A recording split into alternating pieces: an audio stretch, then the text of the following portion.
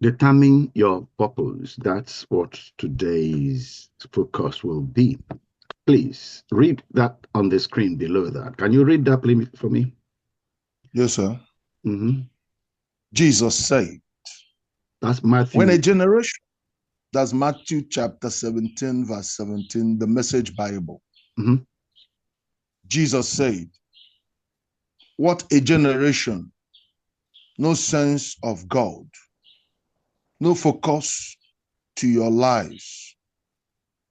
Now, many times. How many? Okay, how many times do I have to go over these things? How much longer do I have to put up with this? So you probably know where that the context of that passage. Yes, what caught my attention is that Jesus is talking about sense of God, and then in having a sense of God, talking about focus to your lives. Life is supposed to have a focus. Life is supposed to have a focus. Again, this is not the consciousness that many of us are raised with, that our life should have a focus, a target to hit. Each human life, as the creator talking, and the way he's talking means he was expecting it because he built it into the system. You remember what we learned at the very first session we had here? Take charge of your life. That's what book 1. One. Take charge of your life. In any case, I will. This probably I am ahead of myself in this slide, so I'm going to go back. I'm going to go back. I'll go back. Just a minute. Just stop that sharing for a minute. Let me go back.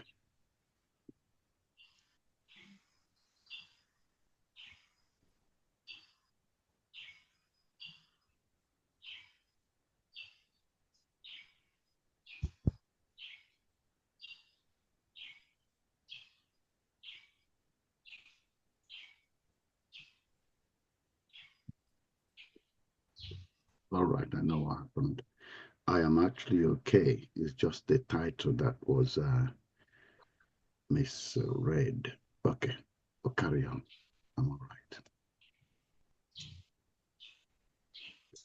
Okay, you can't see my screen. I stopped sharing, didn't I? Yes, but we hear your voice. Yeah, okay. Now I need to start sharing again.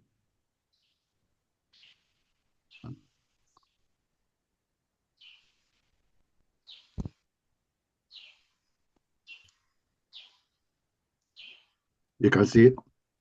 Yes, sir. Okay. So, like I was saying, yeah, that's a focus to life. Life is supposed to have a focus. And that's what we're going to actually be talking about today. The purpose of our lives. And the whole of Workbook 2. That's what the whole of Workbook 2 be talking about, discovering what that focus should be. The target, each individual life is designed to focus to and hit. The creator is expecting it because he built it inside. It was supposed to be something natural, as natural as a plant grows out of the ground. It's supposed to be a natural that a human life coming out of the womb is coming to hit a target on this earth. If you remember that the scripture in Psalm says that children are like what? Children are like what? Arrow in a man's hand. Arrow. Telling you that children, as a human being enters into the earth, each human being is focused to hit a target before they leave earth.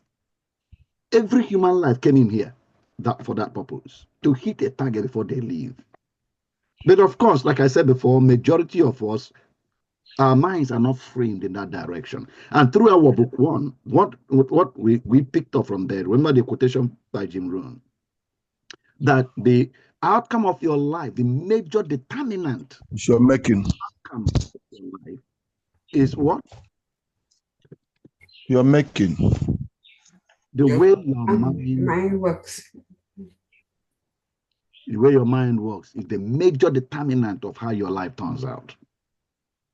So, and that's what we are working on this, the entirety of this course. The desire is that by the time we finish, you will be able to explain the relationship between life's purpose, vision, mission, and values. You'll be able to identify your natural bent and the associated societal needs, a target to hit. Each person is focused. You arrived here because there is something, your name is on it. You are born in Nigeria and made in Nigeria because there is a problem in Nigerian society that with your name on it. There's something to hit, a target to hit, a way to alter the nation with your name on it. Okay. We expect you to be able to articulate, therefore, what that purpose is, why you came to Earth, by the time we finish this morning. Now, purpose, vision, mission, and values. I gave you this article to read. Did you read it? Yes, sir. Tell me then, what did you hear? Now, only Daniel is the person that is in this class. Everybody else on holidays. Can you people come back from holidays? I said, did you read the article I posted? Yes, sir. Okay. Now, can I hear your feedback? What did you pick up on that article? Yeah, I think I even said what I thought, my own key takeaway. I shared that on the WhatsApp platform. No, listen. I found it very engaging, but this is what I picked away from it. My key takeaway from that article is that I have to become a kind of a person to see my purpose, vision, and mission become a reality. Okay. I realized that it's not just about a statement. It's not just about writing a beautiful thing of what I want my life to be about, but there is a mindset that I need to develop. There's a capacity. There is an innate commitment to something that is beyond me. And I have to consistently grow in the attitude, the lifestyle, and the values that are a reflection of everything that I want to become, to see my purpose become a reality. And above all that, the only reason I exist on earth is because there's a purpose. I'm not an accident. Yes. That has to be deeply, deeply entrenched in my mind, that my life has a reason. Right. And the pursuit of that is the ultimate goal of my life. Okay. Anybody else? Thank you, Pokis. Anybody else? Yes, sir. Yeah, so I need the relationship. I need the relationship. I need you to just connect those purpose, vision, mission, and value. Just connect them for me, please. Yes, sir. I was just reading it. You know, the first section of it really gave us a typical example. Say, you know, in explaining this purpose, vision, purpose, and mission. Mm-hmm. And he used this Green World agency. Mm-hmm. You made us know that, okay, the mission is to make the whole earth green. Okay. And the agency used in bringing this to pass is the Green World Agency. Yeah. And its mission now is to bring about the vision. Yeah. And then it can choose to do it in there are three different ways you listed down. Seriously, the whole thing really started giving me more clarity as to purpose. I've really read some books on, you know, understanding vision, purpose, and the mission. Mm-hmm. But this one gave me more clearer and direct explanation to it. So okay. It has really blessed me, sir. Thank you. Right. Okay. Now, anybody else, can you tell us exactly what is purpose? Okay. For me, sir, like in an attempt to connect these four things, the first thing is purpose. Why am I here?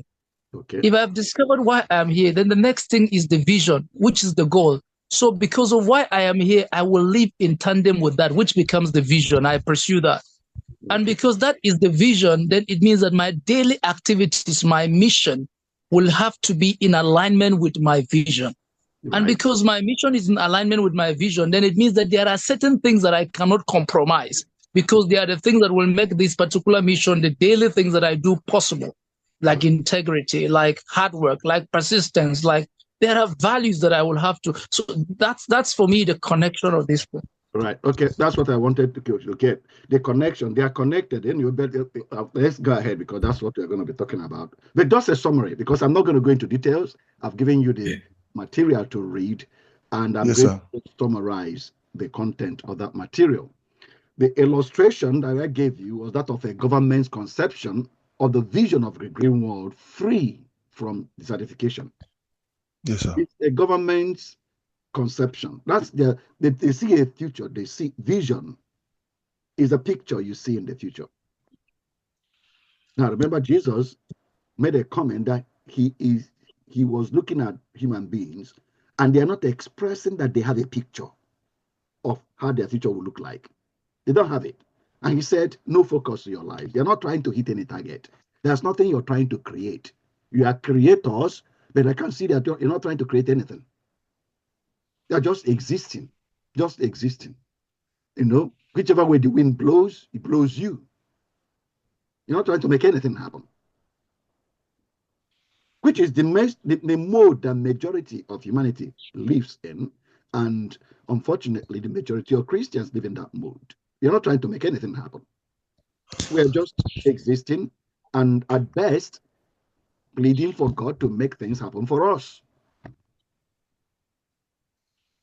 These are creators, not trying to create anything.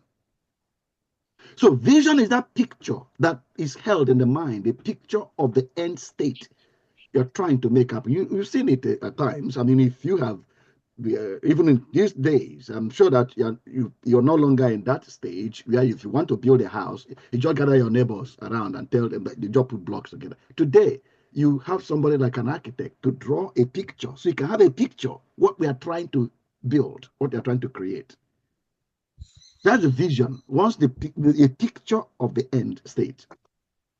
And we said the government in that story, the article I gave you, because of the vision, the picture they have, a green world, they decide to set up an agency to materialize that vision. That's the way it happens typically today.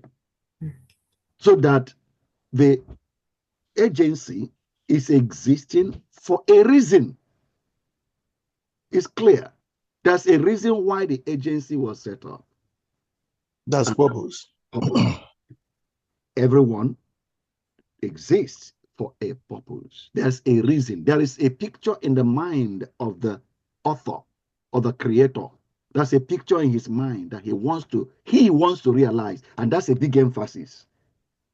That the author wants to realize a picture in his mind. Therefore, he creates something to use to realize it. Each one of us here was sent. Isn't that unfortunate, brethren? Now, most of you here are pastors, but is that not unfortunate? That when you were not a pastor, when you were just ordinary schoolboy growing up, you were not told that you are sent. And perhaps it's when you decided to be a pastor, and maybe even if there's any ceremony that crowned you a pastor, that they made you public, so you declare, I'm now a pastor. That's when they started saying that you are sent. So before then, you were not sent. It's you now deciding to be a pastor that makes you a sent one. And even now, even among pastors, some don't even see themselves, you're just playing a role. It's the bishop that is a sent one. Or the one that that comes with miraculous activity, it does dramatic thing, that he's the one that is sent one. But the rest of you are just existing. Unfortunate. That's what Jesus was seeing in humanity. That made him say, what a generation. No sense of God, no focus to their lives. Because the fact that you exist means you are sent. The person that made you had a picture in his mind. What he wants to do. He created you for the purpose of what he wants to do. He wants to do something. And he needs you, but you didn't exist. Because he needs to do something, he created what will perfectly fit his hands to accomplish that thing. His tool, his instrument. He created it. So you hear him say, I'm sure you read it in the Bible, he will talk about Jeremiah, before you were formed in your mother's womb, I knew you and already marked out what to do with your life. Then I took you and then put you in your mother and covered you with flesh. And you came into the earth for me to be able to do what I want to do. The reason you exist on earth is to enable God do what he wants to do. That's why you exist. The government sets up this agency so that the government will be able to do what the government wants to happen. So the purpose is the reason you exist, to materialize the vision in the mind of the maker.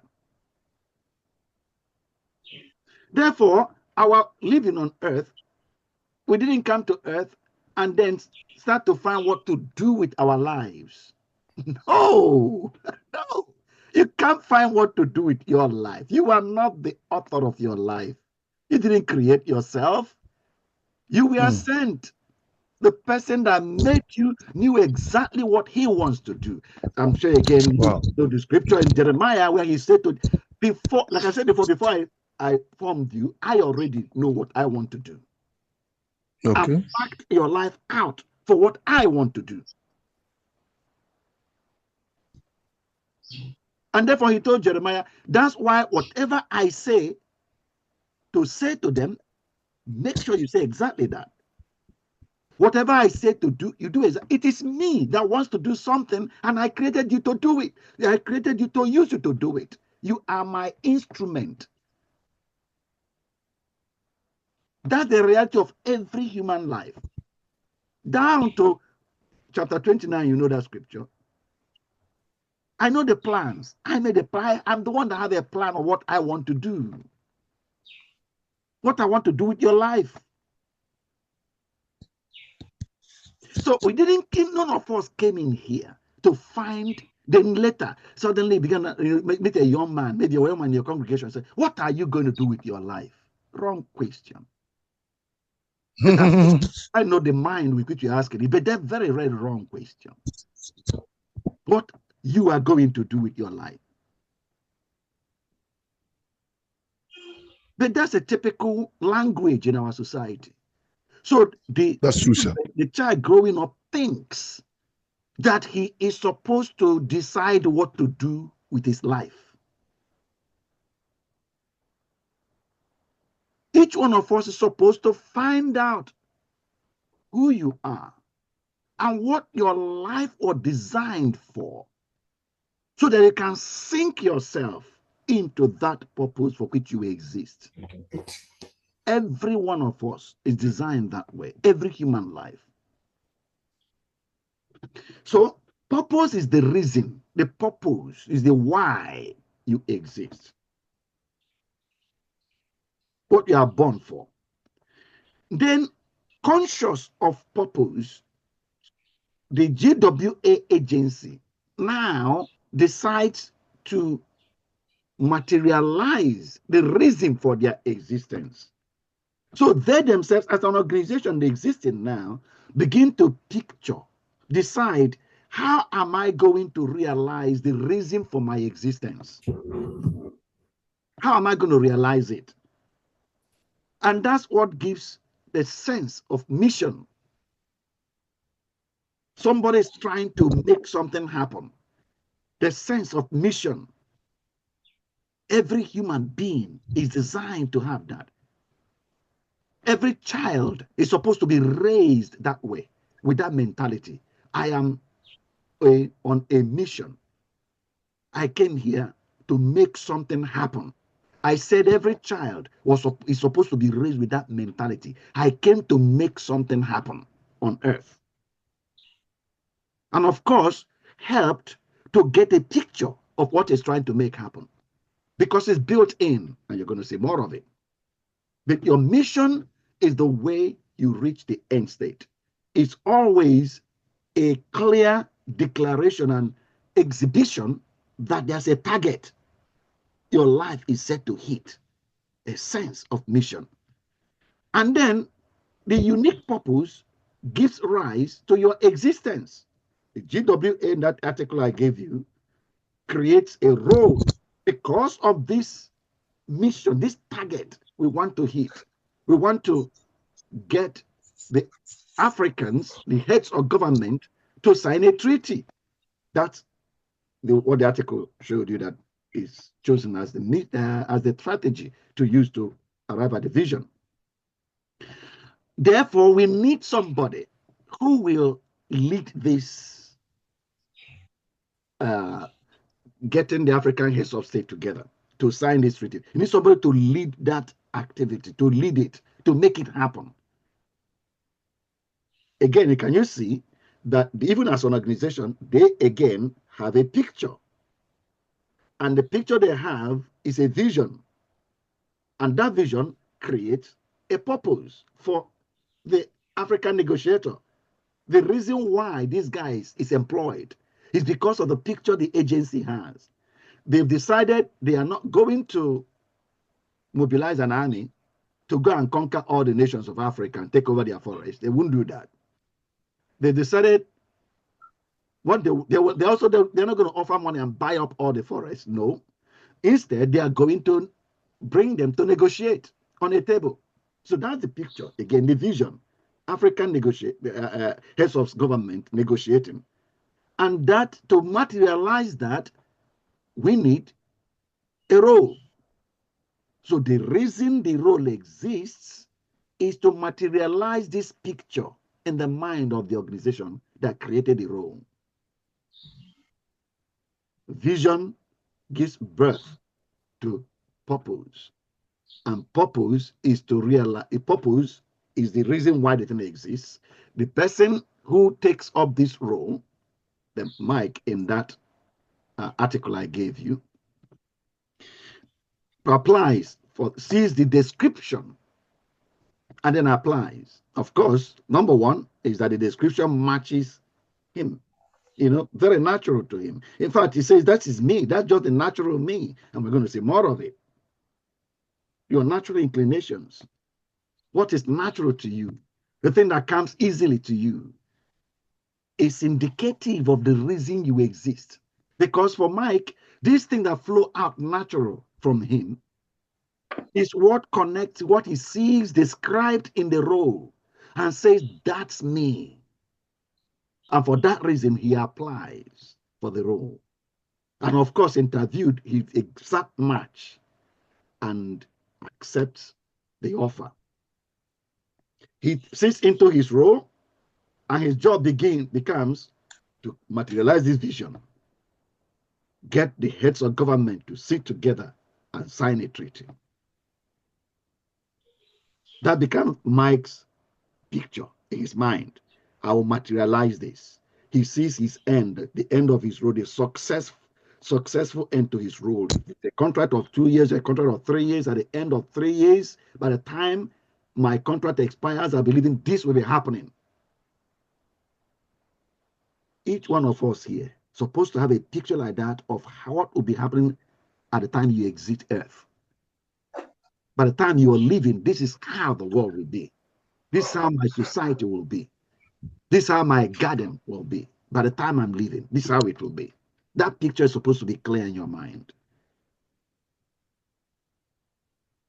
And I'm sure as you read the story of Jesus, you can tell that this picture was there in his mind. How it will, by the time he leaves. Bible calls it the joy set before him. Had a clear picture. Every human being is designed that way. Every child, your own children in your own home, or children under your management, you are looking after, whether it's in your school, the mission, the school that your church is running, every child is supposed to have a picture. Every child is supposed to grow up with a picture of how the future he will create. Not the future the government will create. He came here to create a state of affairs by the time he leaves. And that picture should be there in his mind. so that to give him the sense of that. Now, if he likes philosophy, if he likes mathematics, he now knows why he likes mathematics. If he finds himself that he likes talking, argument, he knows why he likes arguments. He can see how he's supposed to shape the society by the time he leaves. If he finds himself so drawn to agriculture or so drawn to capital, he knows why these things are natural with him. Why he easily connects with people. He knows why. Because as of today, if he finds himself very good at football, he doesn't know why. And he looks around and finds that people that are very good in football are using to make money. So he sets his mind on how to use football to make money. And then he goes from trying to find how to make money. And if it doesn't work, he gets frustrated with life. He does not know why he loves football. He likes talking, or she likes, singing. He doesn't know why she likes singing. He doesn't know why. And looks around and says there are people are using it to make themselves celebrities. So he tries to use it to make himself or herself a celebrity. He does not know why. No sense, Jesus says, of God in their lives. No focus. Brain untrained. And they have been to school. Some of them are professors, yet their brain is not trained about life. They are professors.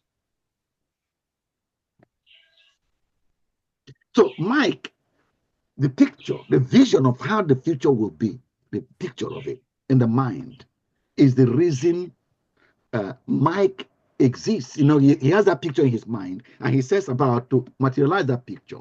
How do I materialize it? He gives you a mission. And that's what that article showed you. The mission statement becomes the statement or the strategy that you are going to follow to materialize the picture in your mind.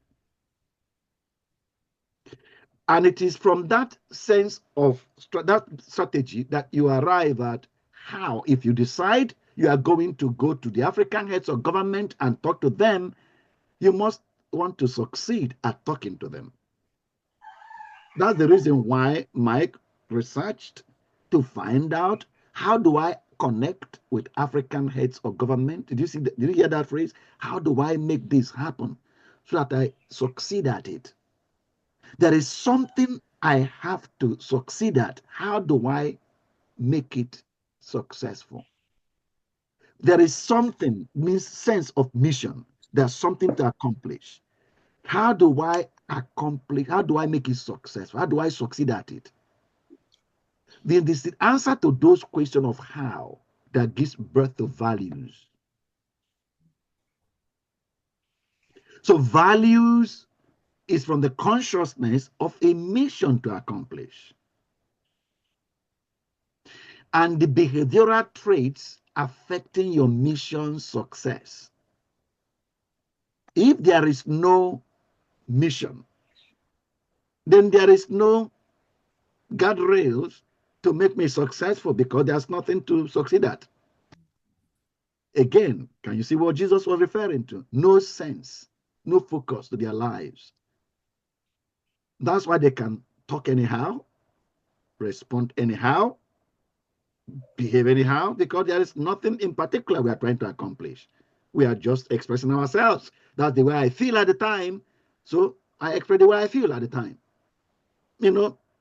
I'm sorry I behave like that, but that's the way I felt.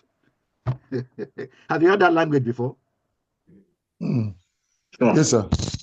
That's the way I felt. That's the way I felt. So I just behave because that's the way I felt.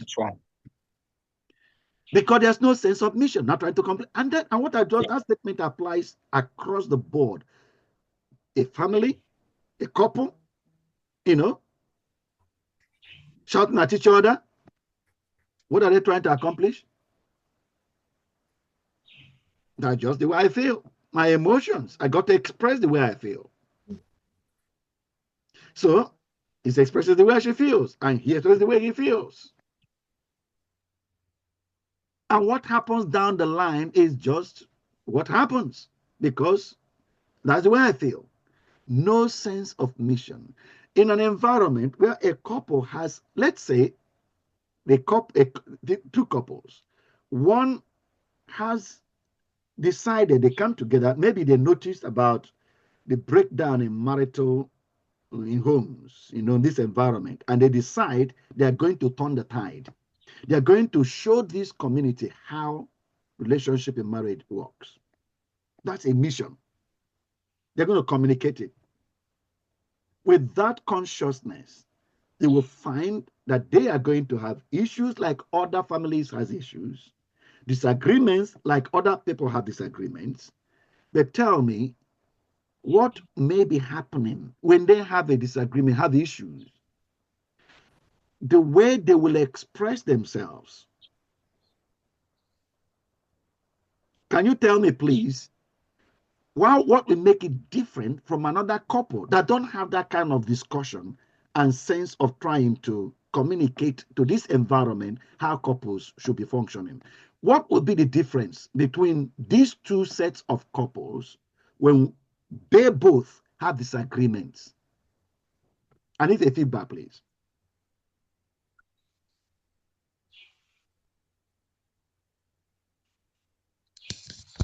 Hey, sir.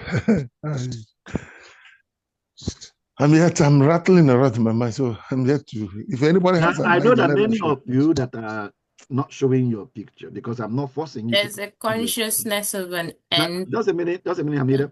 A number of you that are not putting your videos on, you just put your things and probably get distracted doing other things.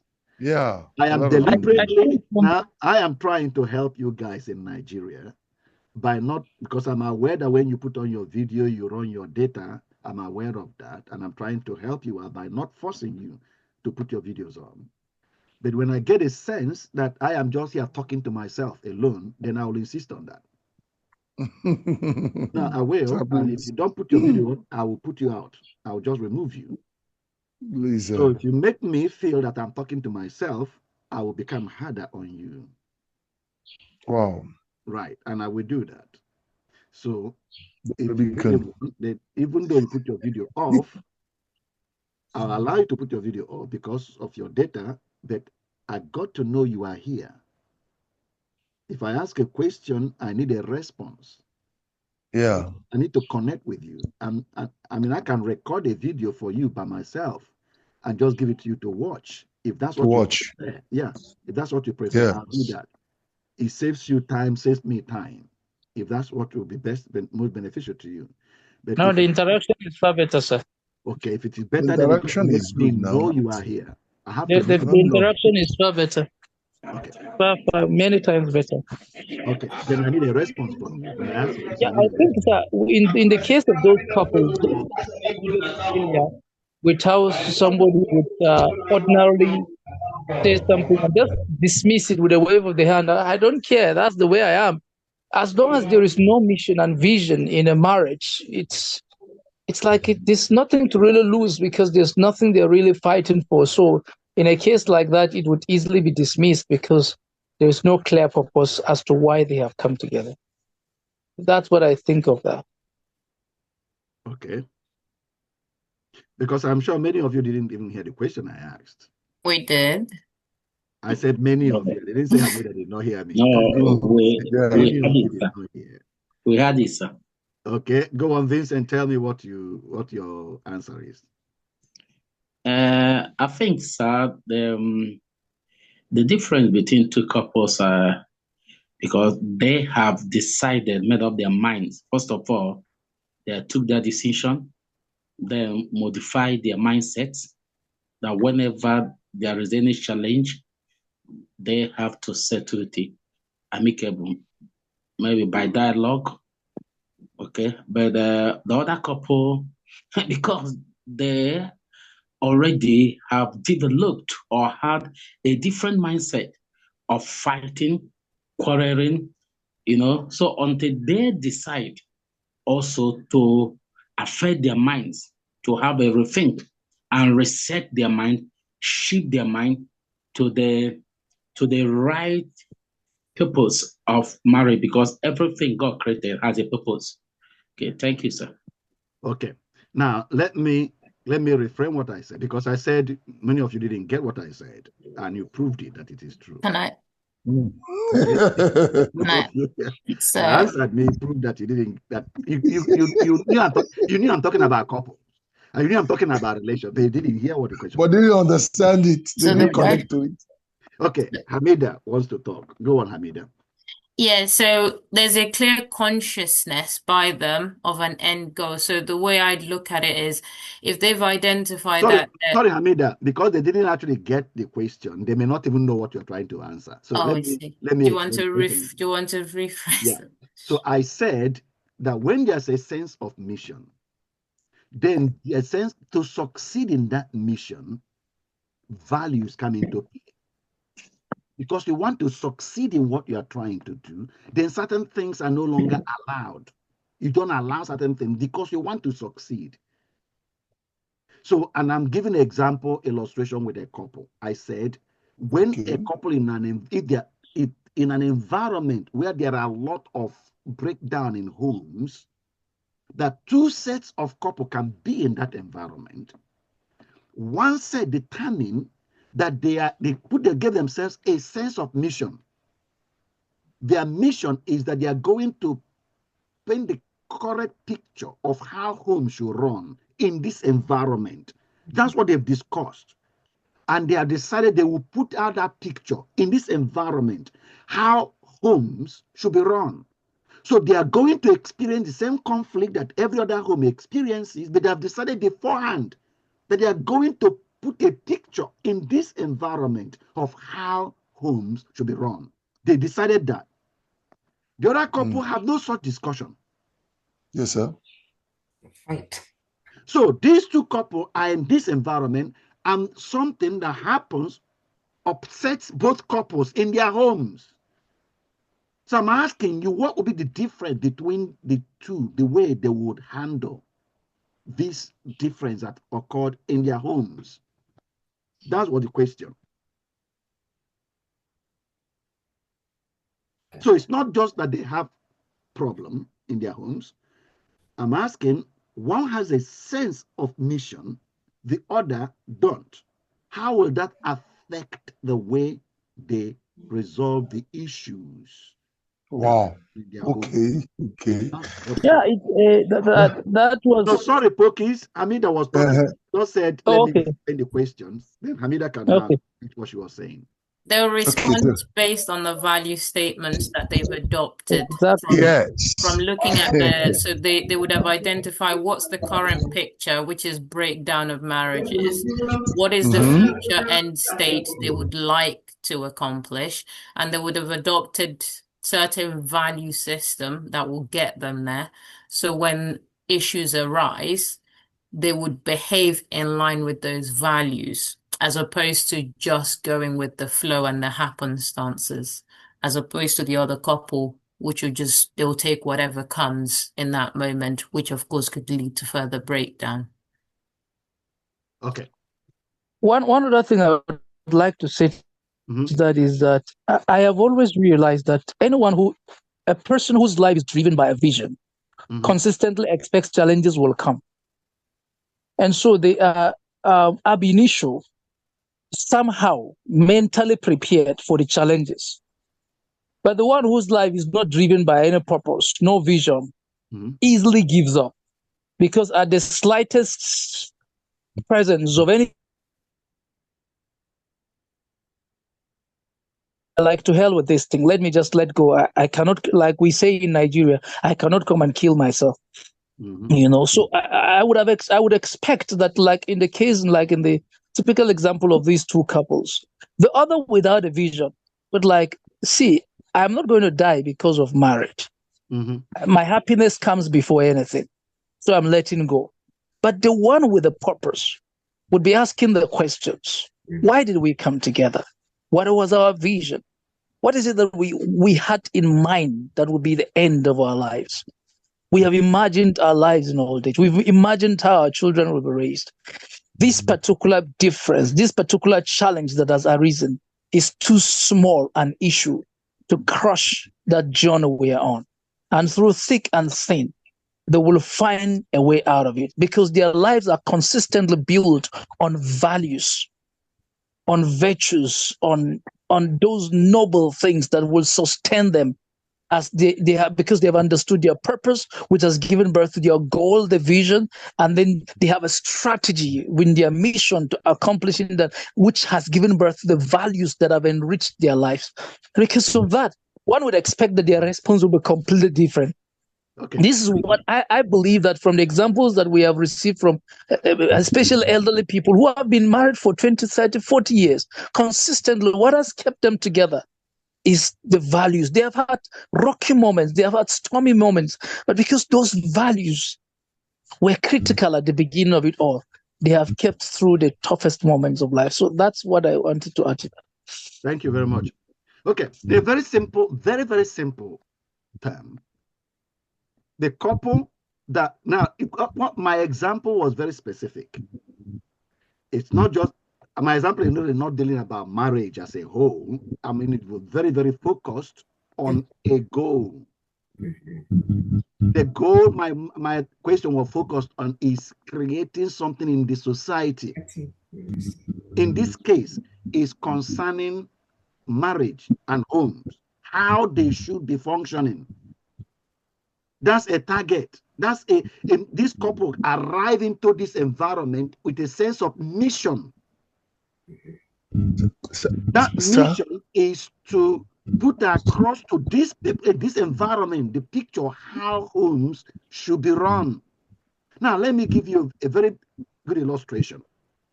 They come in an environment where they frequently see husband storming out of the house, screaming at the wife, and then enter his car, bang that door, and drive away.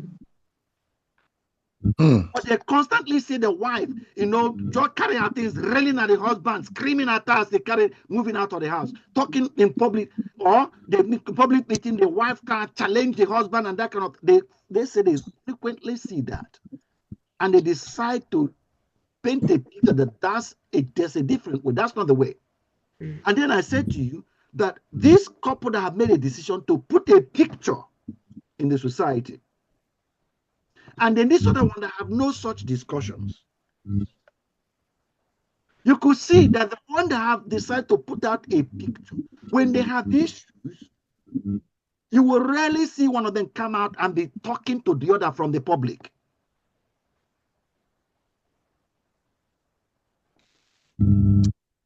Daniel, God, you want to say something, Daniel? It's frozen. Now, we will rarely see the one that have decided that they are going to put out the picture that you don't talk to your spouse in public. They will, because of that mind that they have already mindset, they have talked about it. That's the goal they are trying to hit, not disrespecting one another in public. That's a goal. So you'll find that there's more sense of controlling their emotions for how to address each other in public. The mission gives a sense, the mission gives birth to values. Mission gives birth to values. The mission we are on and the target we are trying to hit gives birth to what we consider valuable. Respecting each other in public becomes valuable because of what I am trying to accomplish. The other one that have no such mission will express the way they feel. Like said, I can't kill myself. So myself is the mission. Wow. Me, I'm preserving myself and everything myself. That is the mission. And he must succeed at it. And she must succeed at it. Myself. So that's just an illustration of how a mission always births values. And where there is no sense of mission, then there is no value to hold because there's no mission, both at national level and at individual life. Jesus was talking, that scripture we read at the beginning, for individual lives. When individual lives don't have a sense of mission, then there is no values guiding them. And we'll see more of. Values are like guardrails. Values. I just gave you an illustration of a couple. Because of this sense of mission, respecting each other in public becomes a value. So if I have to respect my spouse in public, because I've already told everybody that that's what you do in marriages. Maybe I hold a marriage seminar and I told them, and when I'm coming to help them, tell them, no, please stop screaming at each other in public. I did that, I held a marriage seminar. They came and I said it in front to them. Now I get upset with my wife. Huh? We're in the car, maybe in the car park. We went to shop and came out in the car park. And I get angry, get so upset.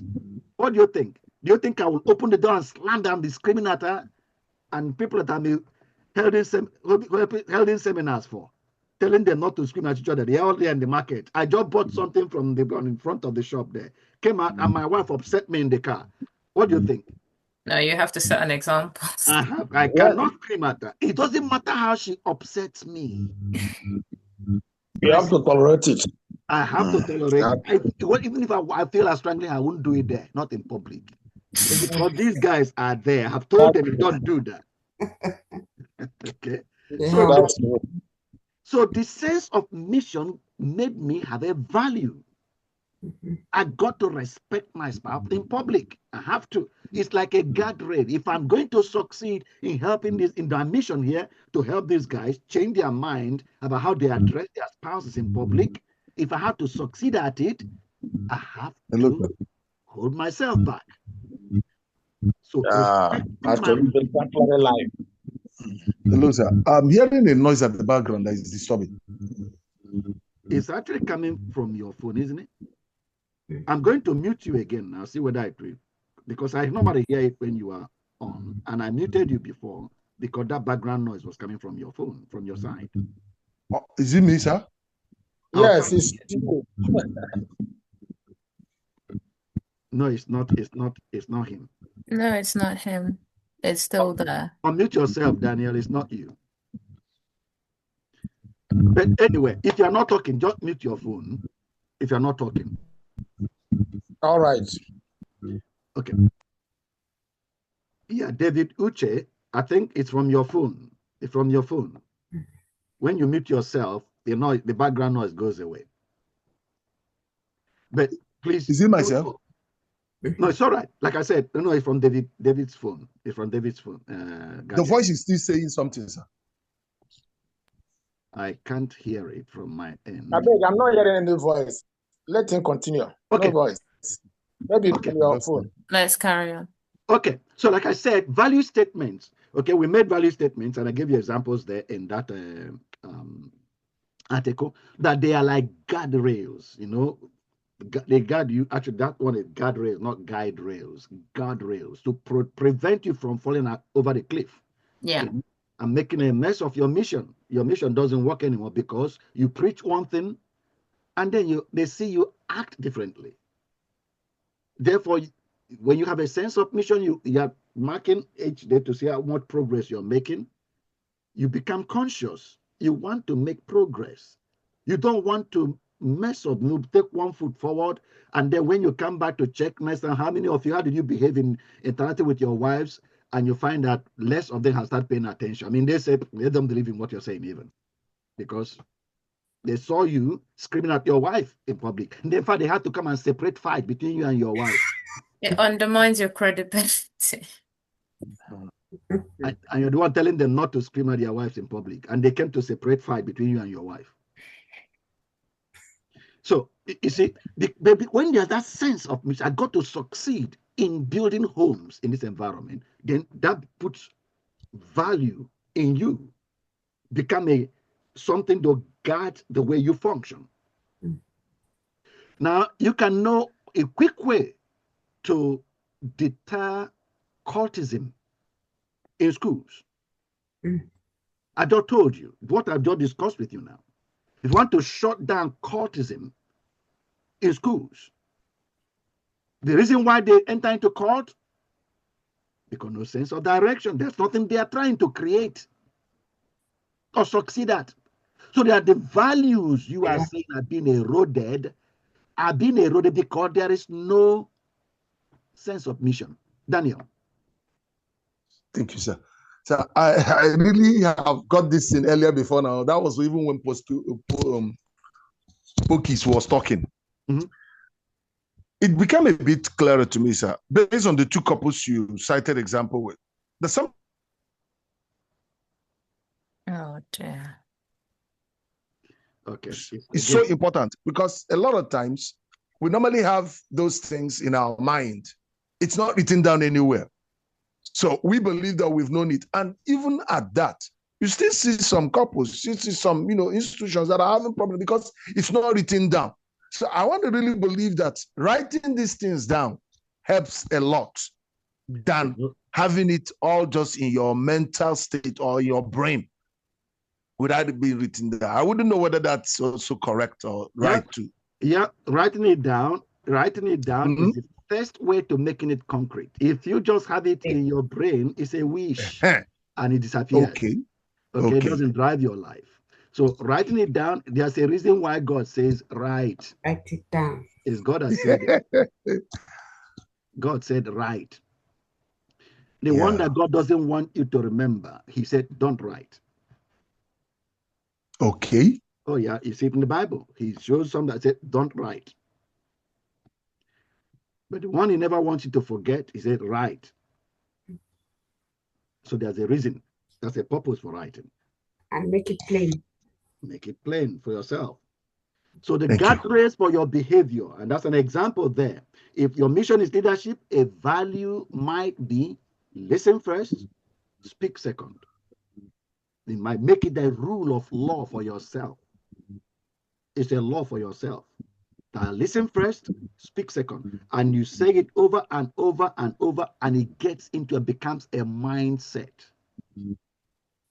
So you put a guard rail over your life to succeed in leadership. When you have not taken time to think about what will make your leadership a success, then you don't have such principles to guide your life. Particularly if you think that your leadership, because you are occupying a role, a position. Perhaps, like I say, I'm talking to pastors. I'm a pastor, therefore I'm the leader. Now, of course, it's not, but you don't know. If you have not taken time to think about what success means for you, then you don't have a way to make yourself successful because you don't know what it is. So, definitions, therefore, in summary, purpose is why you exist. You are born. The reason you are born. Okay. And it gives birth to vision, a picture of your end.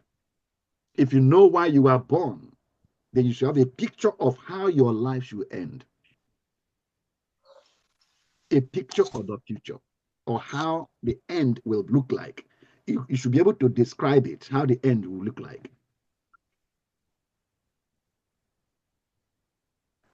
It's not what you do, the governments do. Before they come in, have you observed that? In a sane environment, do you know what is manifesto? Tell me, please, what is manifesto?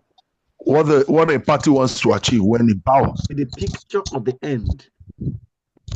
We are going to come into, we're going to take over governance and we're going to stay there for 4 years. This is the picture of the end of the 4 years. And they are telling you, vote for us. This is the picture we will create.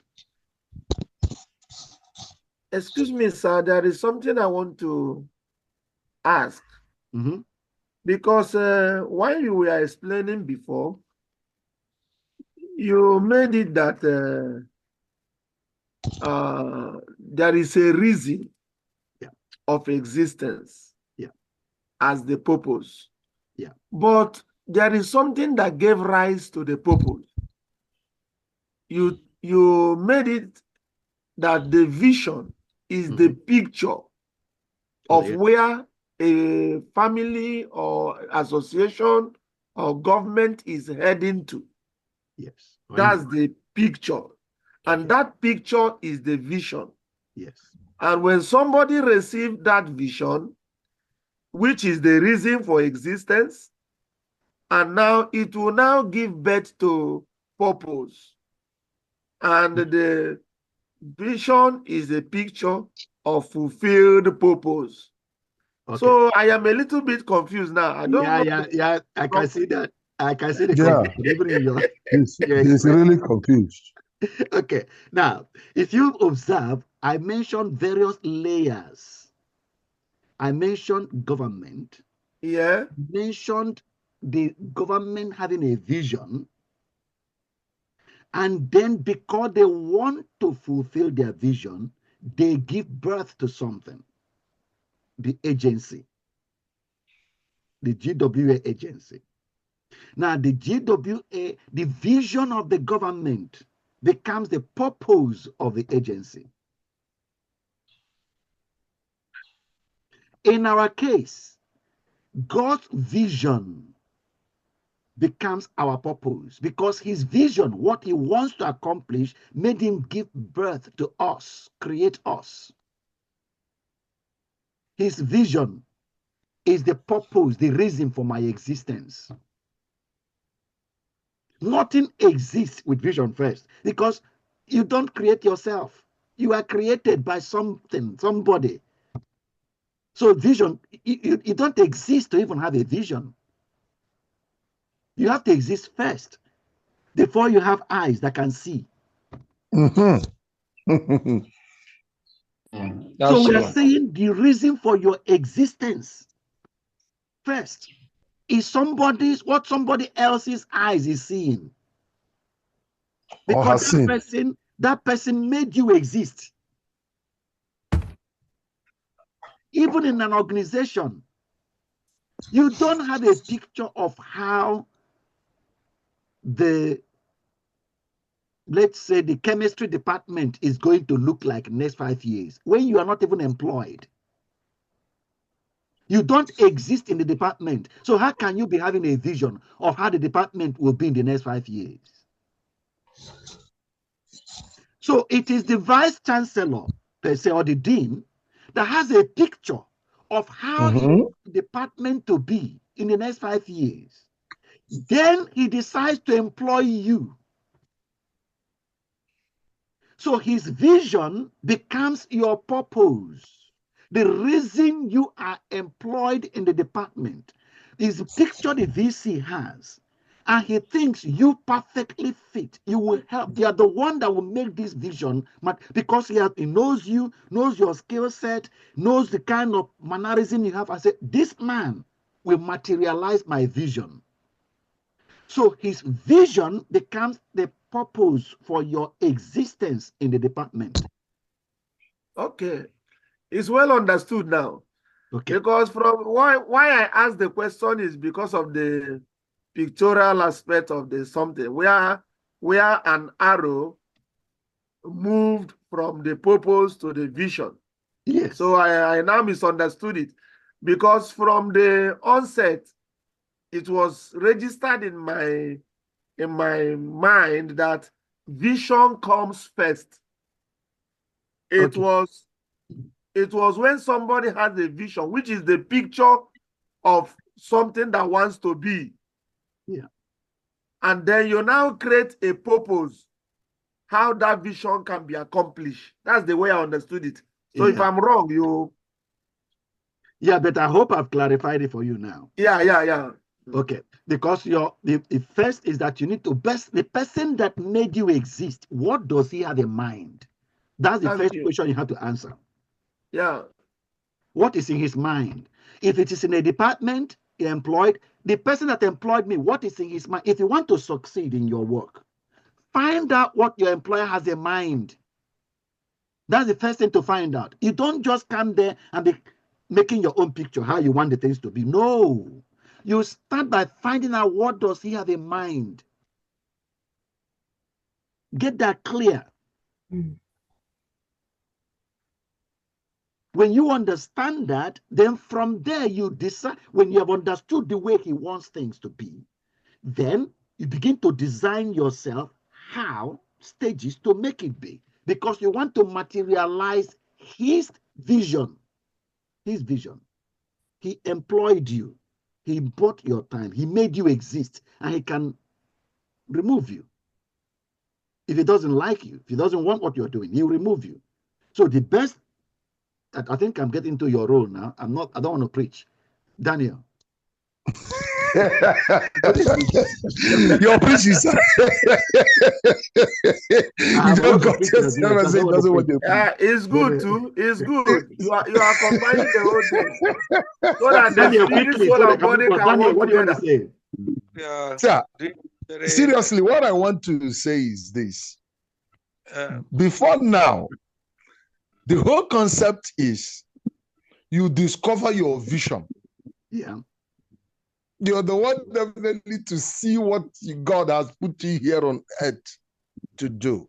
Mm-hmm. But right now, it's becoming more clearer that there is already an established vision.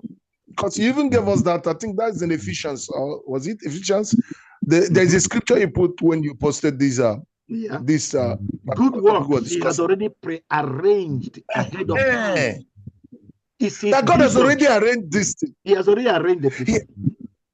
It's you coming in to actually discover it, and then the angle to which you are meant to bring a fulfillment to it is what you now work on. That's right. So thank you, sir. I just want to say it became more clear right now. Thanks. Okay. So for me, this thing is anyway. I needed to just say this a bit, sir, on this issue of vision, just as you were explaining. Yeah. Could this be why this thing is a bit? I don't know how the experience of others was with the last assignment you gave us. That assignment, it was really demanding, because it's like you're compelled to think in a way you have never thought before. Personally, that was my experience. That was true. That's true. It's like I have to create things that I didn't know I needed to create. And then the more I write, the more I discovered I was not I thought I knew what I was doing until that assignment. I mean, it's like this thing is so engaging. You have to, the vision thing sounds fine, but when you really start writing out these things, you discover that there's a lot of work to it. I don't know whether I'm over emphasizing it, but should this be the reason why it is so difficult to accomplish a vision? Because I am commenting and asking a question at the same time, because I realize that there's a lot of thinking that goes into it. And if you don't write it, you might actually think you know it, but you don't until you begin to write. And that's when you begin to see the gravity of what you're into, This last assignment particularly made this course. I was like, oh, this course is even more serious than what I thought it was. Because engaging the questions one after the other, those 21 questions was like writing a thesis, because and then you have to be very specific again about these things and all. So my question and the comment I've made already is, should this be the reason why accomplishing a vision is very tough? And what mindset should one have? Yeah, it was sweet because I was talking about what I'm passionate about at a point, but I discovered that crafting the details, the minute details, not speaking abstractly, being specific about these things and having things that are measurable, steps to be taken and all, was quite engaging. Right. Question, the accomplishing vision very difficult? I don't think so. Yeah. I don't think so. I don't think accomplishing vision is very difficult. I think it's your life. I think it's your normal life. But the answer to your question came out in the question of Jesus.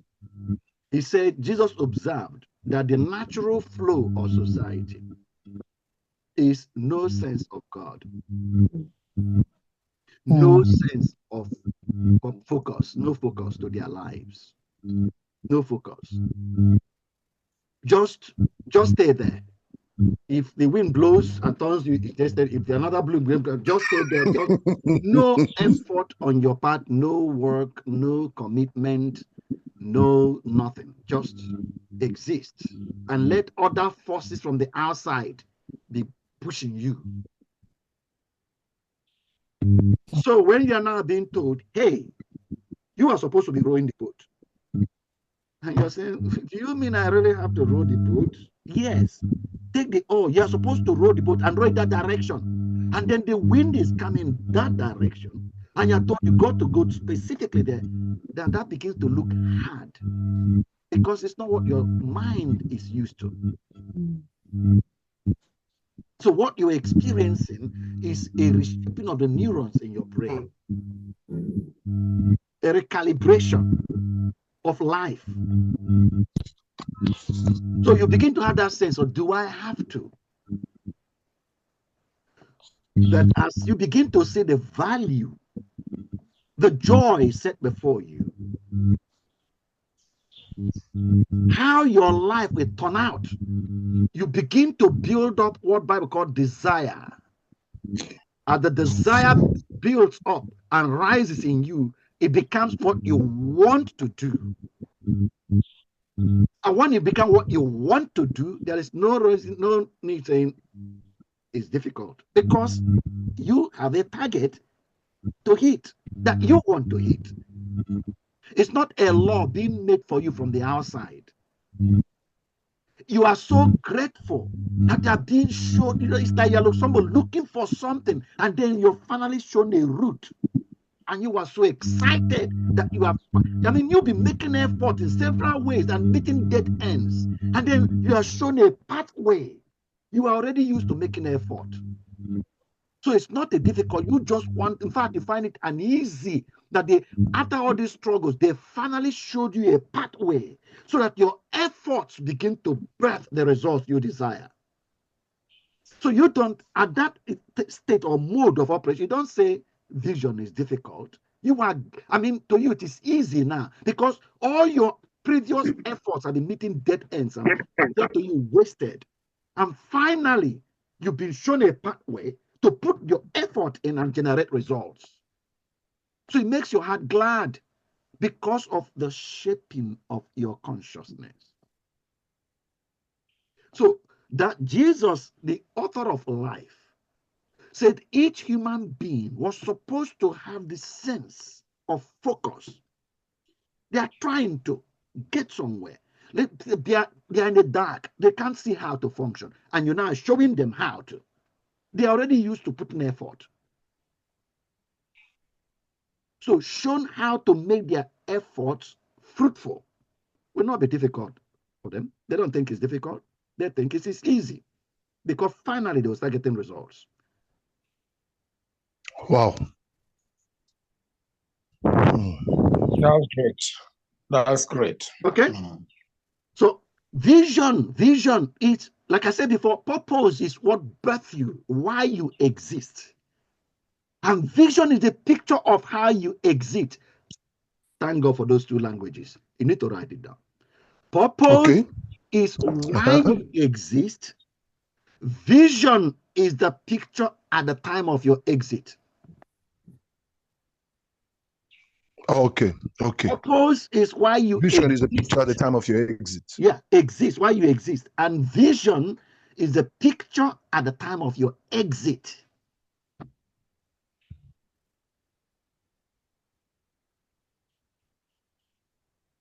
You should have those two imprinted in your subconscious all the time, determining and deciding everything you do. This is why I exist, and this is how things are going to be at the time of my exit.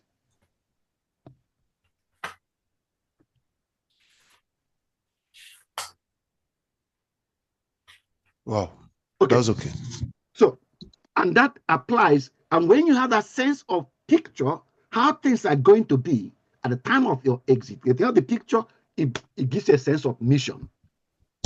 Therefore, I am on a mission. I must hit that target, and I must hit that target, they're called milestones, because for me to get to the end picture that I have in my mind, then I must go to that state and make progress, measurable progress. That's mission, your strategy for arriving at that picture, the picture that you have in your mind. And of course, because you now want to arrive at that picture, we've already discussed that, you have guardrails. Put guardrails for yourself. It's called values. Certain things become very important. Before, they didn't used to be important, but now that you want to arrive at a destination, a particular route becomes necessary. You must travel through this route. I mean, you'll be there at Onisha. We can come from up here, go touch, and you go there, just anywhere. Until they tell you have to arrive at Oka by 2 p.m. And you're at Opiweka. Huh? And maybe it is 1:30. Nearly going, you got to be at by 2 p.m. Going down to Head Bridge towards Asaba. Is that a route for you? No, sir. It cannot be. Because you now have a direction. So proceeding towards Mpo becomes very important. That's a value. Very, very important. You must make progress towards Mpo. For those of you that don't know, all these names I'm mentioning is in a direction. The Mpo is a direction from Onisha towards going to Oka. It passed through the town called Mpo. Yes, sir. So that becomes important. That's value. Becomes important. Anybody inviting you to go down to the Niger Bridge is not you. That's not for you. It's distraction. It's a distraction. When you have a mission, it bears your value, what is important and what's not important.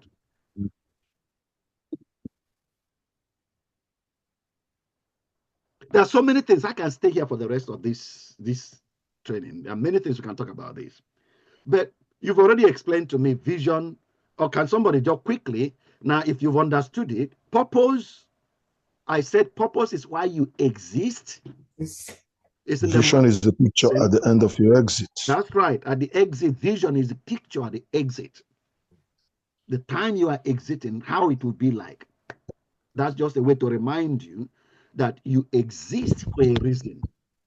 And you are supposed to make something happen and create something in the future.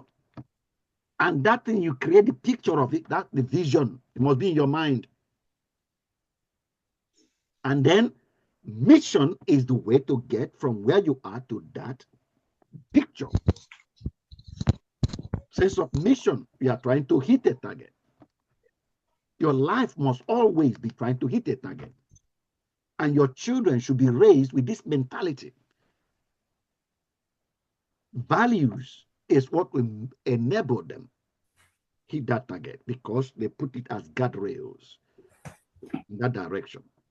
They cannot just go with any friend anymore, because there is a picture, there is a target, there is a direction. Therefore, let's go ahead now. Because of this reason, your target to hit, we discover what is your reason for existing. I said that's the first thing you must do. Why am I existing?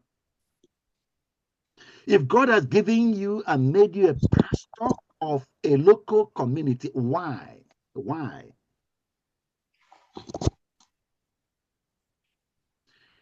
Everything is made to fulfill a purpose. Agreed? Yes, sir. Agreed. Agreed. Yes, sir. Then second statement, everything is made to naturally fulfill its purpose. Yeah? Not struggling. Not struggling. No, not struggling. No, not struggling. This camera that I'm using to look at you now is not struggling to transmit my pictures to you. Which is true, sir. The phone that or whatever gadget you're using that I'm using to see you is not struggling either. One of the things my dad taught me as I was growing up, My dad was a motor mechanic. He owned a motor mechanic shop, so he does a lot of mechanical things, no bank. But my dad, many often taught me that if you are trying to remove anything or fix anything and it's not going in naturally, he said, don't force it.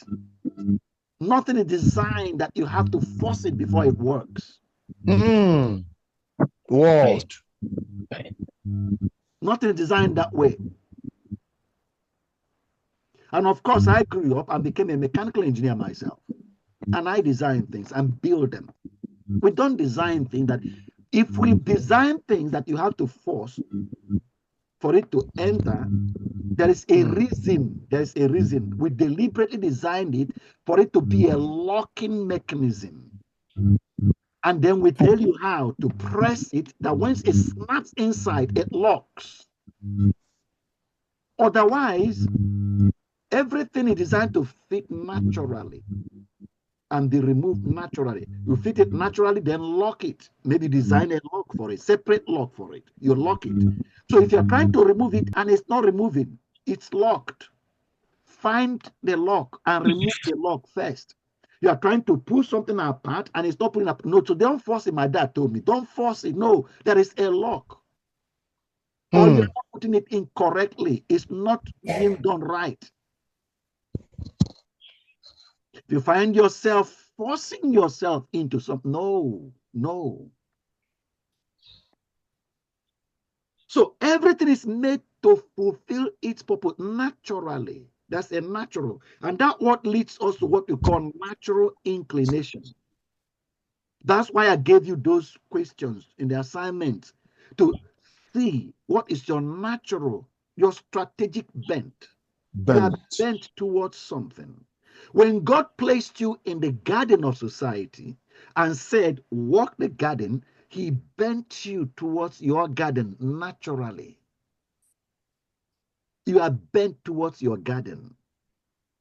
And each one of us here is bent towards their individual gardens in society. Naturally. You know how a horse gets a kick from running. It's naturally bent that way.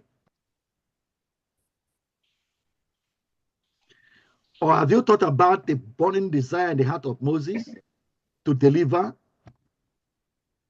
Whether it was when he was walking among his fellow Israelites when they were in Egypt, he was a prince of Egypt walking among the Israelites and saw them and want to deliver.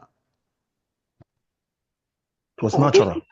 Or when he ran away for his life, came to the well and saw the daughters of Laban, being maltreated. The other herders would not allow them to water their sheep because they are girls, they are women. And he jumps in, defends them, pulls water their sheep. It's natural for him to deliver. When you're looking after sheep in the wilderness, they are all instincts, natural, because his life is built that way towards his garden, to defend the oppressed. Have you thought about David attacking a lion with his hands? Even though that place they're showing that he has a sword, but he said with his bare hands. Natural to jump in between the vulnerable and fight for them, deliver them.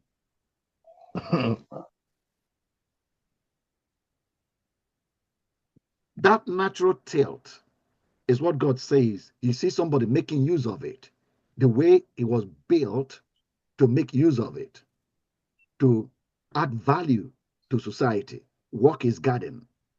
When David was a little boy, he was sheep. He was sheep. But that was his natural bent. And God says, he's after my heart. He's making use of his natural bent to deliver vulnerable. Daniel. Thank you, sir. With the two pictures you've just showed us, sir, it seems to me that one of the angles God actually drives more at is people who has this natural inclination towards human beings, towards people. Mm-hmm. And I want to also believe that this is not just the only angle to which one can have natural inclination to. No. But it seems it's not pronounced or it's not much mentioned. There are people who have natural inclination to sing, you know, but don't have the pictures of such, even in the scripture, or God actually mandating or establishing that or endorsing it more. It's usually Moses, David, when they fight something in between that wants to actually, you know, disturb his people or disturb the vulnerable. These are the ones they use in making example. Can we use other ones, sir? Which you encourage a lot of people out there too. Okay, you're going to see, Do we're you going to go understand, into sir? an exercise soon. So you're going to bring it out yourself. All we are emphasizing is that natural inclination. Okay, I know. Find yourself liking mathematics. There is a reason why you like You mathematics. don't see that in the Bible. No, well, natural inclination. Natural inclination is what they're talking about, not the lion or Goliath. It's the natural inclination. These are examples where they were used. Now I can show you example in the Bible about intellect. Okay. Remember? Do you You'll be remember? using that one more. Do you remember about Oholiab? Hmm? Yes, sir. Yes, sir. What do you know about him? Oholiab. What did God say about him?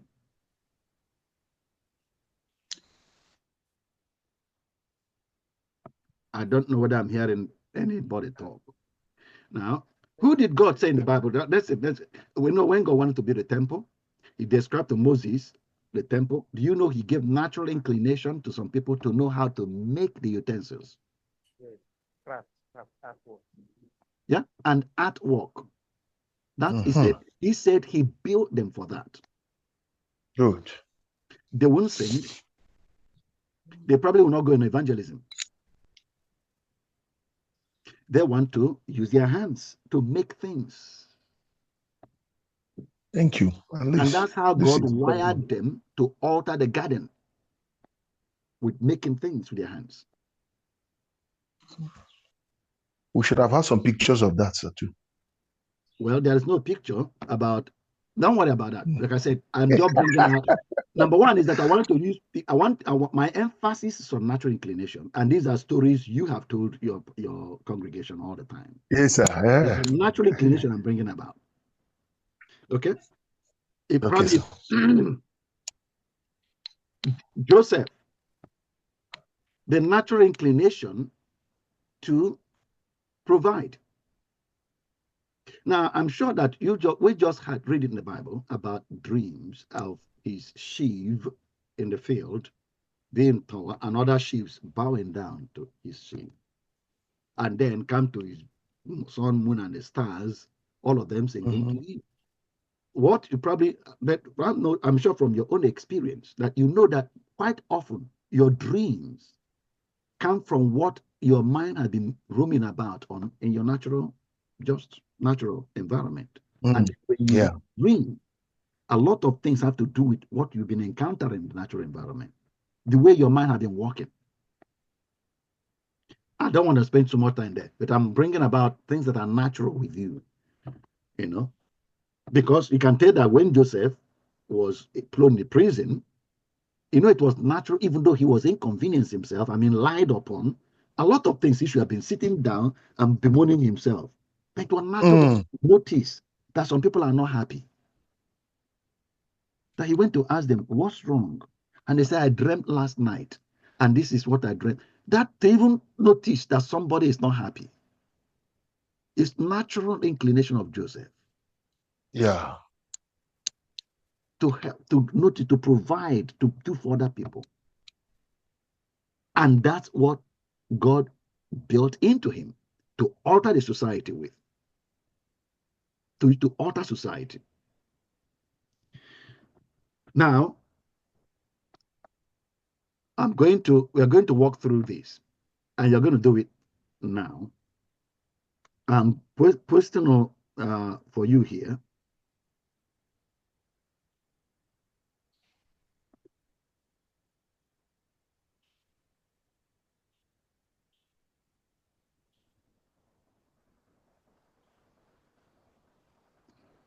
I'm just trying to avoid the time that you waste go into the LMS. So I'm posting for you here.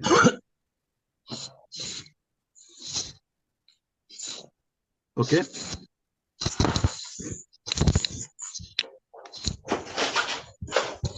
Can you click? Can you see the chat? You see the link I placed on the chat?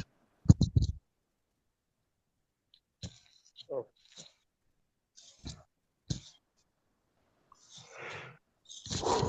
Do you see the link? Yes, I'm sir. not Yes. hearing you. Can you It's up Yes, here. sir. Yes, sir. open this form? Open the form that I'm looking at now. Open it now. Click the link and Okay. open.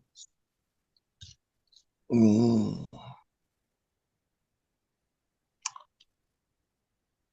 I've opened mine. Your Okay, strategic bent, your calling. that's right. That's what we work on. We're going to walk through it now. So fill your name there. Put your email. Put your name, and let's get into number one.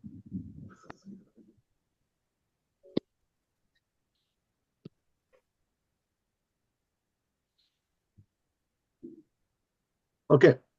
I want one of you to read that your calling.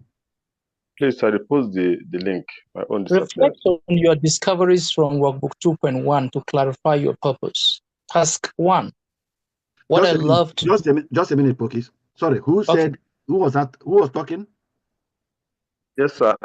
Please repost the link. My own disappeared, so I can follow up. Okay.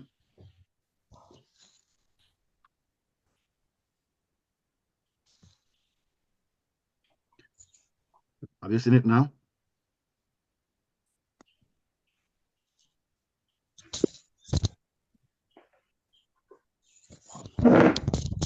Have you seen it now? Who was talking? Who was talking? Who was asking me to repost the link? So can you say something? Possibly, maybe he doesn't know how to Okay, connect. Pokis, carry on now. Pokis, carry on. All right. Task 1. That's What I one. love is what activities light you up and fulfill you deeply? What gives you the most satisfaction? What So would think you love? about now. Think about these things. You're not reading them through. I'm asking you to think about that now. Okay. Think about it now. light you up? What activities like now you have done this? We are just reviewing what you've done. That's why I'm not spending much. I won't spend much time explaining, because these are all the things you have already covered in the assignment I gave you. But Yes, sir. Yes. them here, yeah. So carry on, Pokis. Okay. So what gives you the most satisfaction? What would you love to do even if you were not paid for it? For example, is I like helping people. There Okay, is a reason. That's a poor way of answering that question. Mm. And I I hope like you helping didn't people. answer it like that in your assignment. No, sir. Okay. Too vague, doesn't specify how or why. Mhm. Good example. I love mentoring teens struggling with self-doubt. Hosting weekly Zoom sessions where we talk about building confidence feels like play, not work. I'll do it for free. Yeah. Why it works. Connects passion, mentoring, to a clear mission, building confidence, and shows intrinsic motivation. Actionable tip. Ask, what activity makes me forget time? How could it solve a problem I care about? Your turn. What I love to do is, example, creating art that challenges stereotypes, organizing community cleanups, or writing stories that help teens feel less alone. So you have to answer that question now. Put your own answer there. What do you love to do? The key question is what I love to do is activity that light you up and fill you deeply. I've explained here how I want you to answer that question. So can you answer it now? I'll give you a minute to put on your answer. What I love to do is creating art that challenges stereotypes. Now that's an example. Just do your own.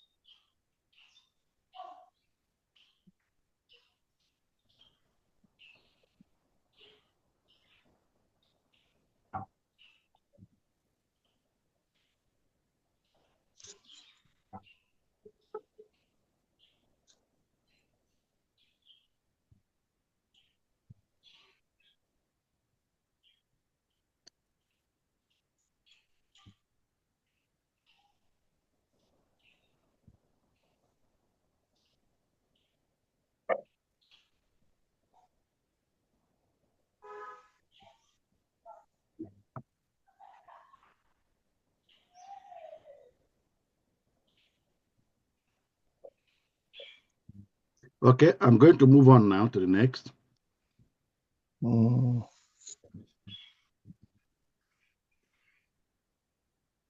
Somebody else? Read tax 2.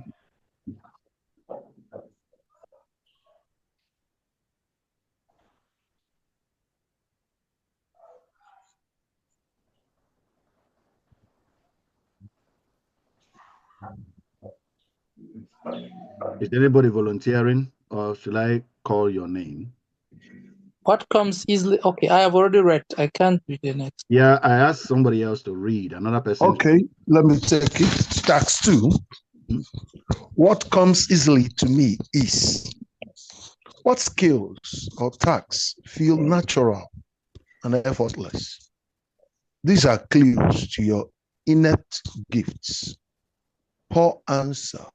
Example. I'm good at talking. Why it falls short, misses the impact of the skill. Good answer. Example. I naturally mediate conflicts. I naturally mediate conflicts. Friends call me when they are stuck in arguments, and I help them find common ground without taking sides. Why it works shows how the skill mediation serves others and creates peace.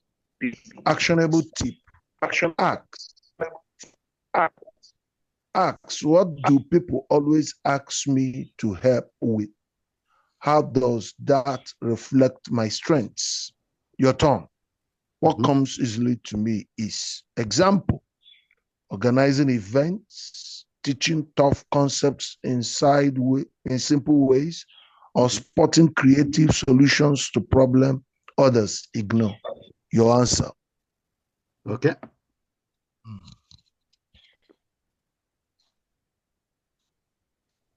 If you have any question, you ask. Otherwise, please, in the next 1 minute, answer that question.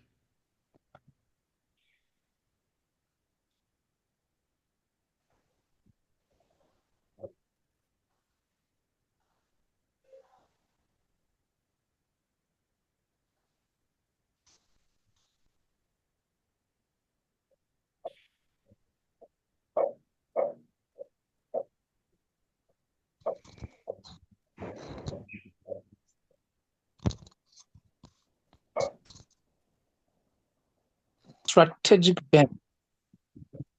Yeah, go on. Connect the dots.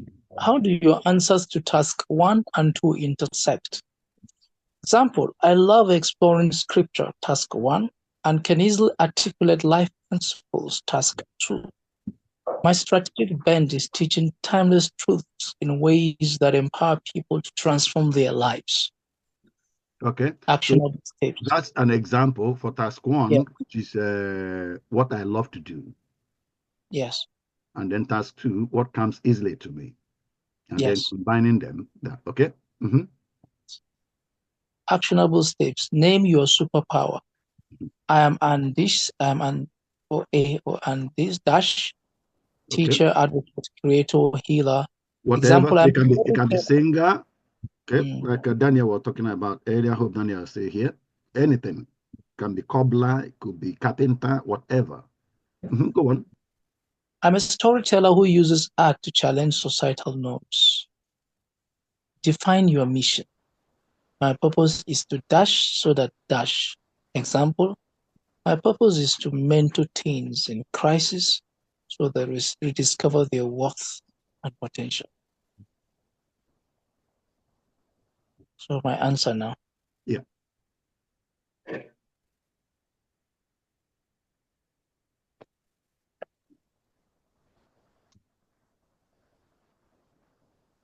A lot of people are still writing. Hello. Yeah. I think people that are not talking, they make sure that they understand what is being said so that they don't be left behind.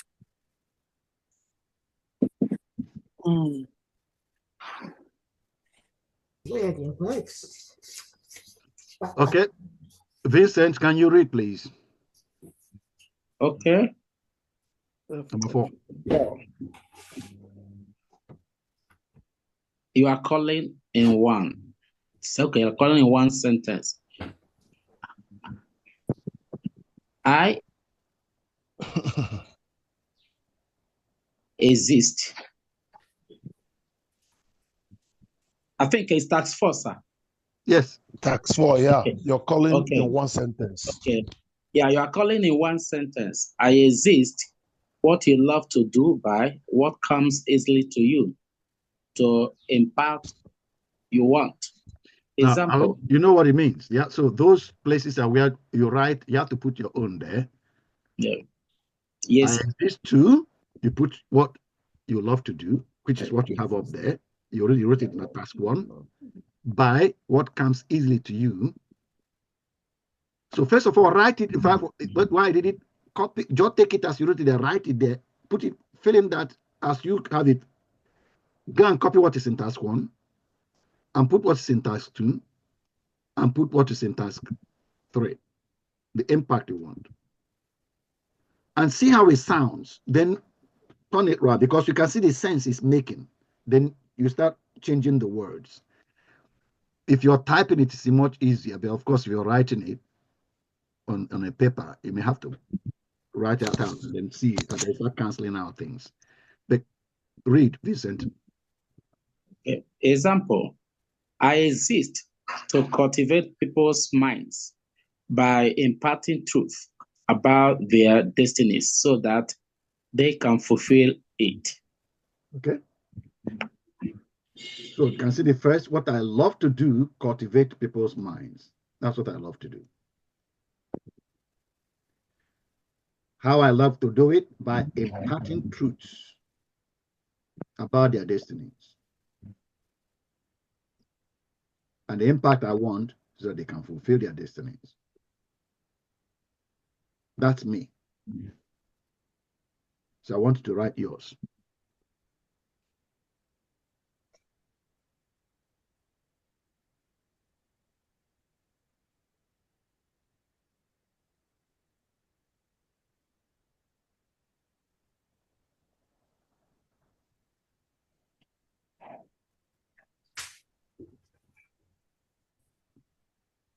Let's share what you have written. What have you arrived at now concerning your identity? Can you share?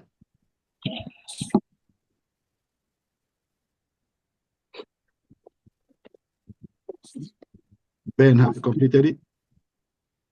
Hello, sir. I was asking, is it the last answer? Sorry, what's your question, Pokis? I said the last answer or just any of the answers? The last, this one will combine all of it. This is where we are going. All the things we've gone, we're working through us here to make you identify your identity. Well, my final answer says that I am a teacher and a creative writer, skilled at transforming minds and inspiring them to take actions that positively revolutionize their lives to attain their callings. Yeah. Okay, mine is I am a teacher. I am a teacher solving problems and to create self-confidence and empower the team to live to their full potentials. Okay. Yeah. Vincent? I am a teacher and helps people to discover that their God-given potentials. Okay. You haven't put the impact. Okay. Dude, I'm still right. Okay, yeah, it's all right. I know you might be right. Continue. Daniel. So I'm trying to fix the last one. Okay. So Paul. if there's anybody that have finished, please, I'll come. I'll give my. Yeah. Paul. I'm still writing. You're still writing. David. I'm a teacher. David, we can't hear you. I don't know whether he is there. Perhaps he's not, but he's muted. Okay, are you there?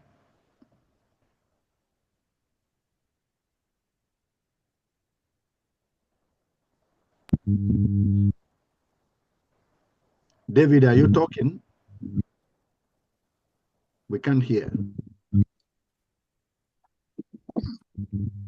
It appears something is not quite right with your gadget. Ekene, are you there? Yes, sir. I'm here, sir. Have you written? Can you share yours? I'm David, sir. Yeah, David, are you there? Can you share yours? Yes. I'm going to round up. We can't hear you. Okay. Sir, let me just read the. I'm not yet. I am. Okay, if you're not yet through, continue. Can I read? No, continue. If you're not yet through. Ekene, are you there? Let me read out the one I wrote. Okay, carry on, David. That gives people clear paths to link up with their destinies. Sorry, can you start again, David? We missed some of your words. So that gives people clear paths to link up their destinies. Okay. Ekene, are you there? I don't think so. Femi, are you there?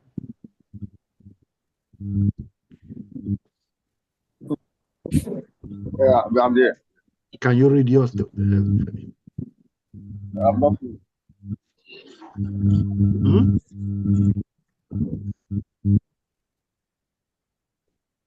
Okay. Okay, Daniel. So, can I say mine? Is it from the beginning or just the last one? No, just the last one. Okay. I said, I am a mental transformer. I hate mental deformity. I love seeing people empowered skillfully and mentally too. Is that all? The last one, I am something, the identity, the action you take as a result of your identity, and the impact I'm you yet to want to come create. to that. Now, can everybody pay attention and hear what I just said? Because I don't know whether you see it in that example there, your turn. I am your, we identify, we put your identity, we make statement about your identity up there. Who are you? Okay, the identity you want to be over here. You're calling in one sentence, I exist too. You did that. So down here, we are working on your making a statement of who you are. Make a careful exploration of who you are. That's what we read in Galatians 6:4. I am your identity. And examples I've been giving you. Doing this, that's the action. Doing it. To create what impact? Okay, go on, Daniel.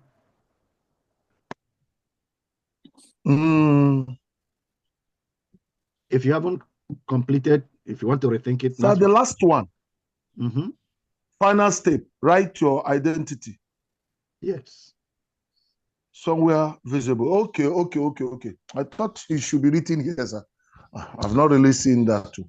Sorry, which one are you looking at? The final steps, sir. That's the one I'm looking at. I just finished why this matters, as in your natural inclination hint at your destiny. Yes. That's the one I just. After that, your answer. To write your answer. And then the last one, you say we should write it somewhere, not here. Under it. I said, what are you talking about? Are you seeing my screen? I'm seeing. I think he's mixing it up. It is the same answer you gave for the last question that they are saying you should write out somewhere. That which is your identity. So you keep reminding yourself. Okay, that's what I'm trying to say. That I thought I would be writing it on the screen. The last sentence before that was your natural inclinations hint at your destiny.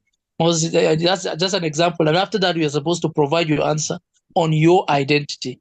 Now, once you provide that answer, the final step is that same answer you've written, my understanding is that should be visibly written or pasted somewhere in your office. So you daily remind yourself. Okay. So am I wrong about that? But the one I wrote, sir, I don't know. I just read it out now. I am a mental transformer. I hate mental deformity. I love to see people mentally empowered and skillfully empowered too. Okay. All right. So these are simple expressions anyway of your identity, and you can keep working on these. And as you see in that final step, you should write your identity statement somewhere visible so you can say it, repeat it daily, even if it feels bigger than who you are now.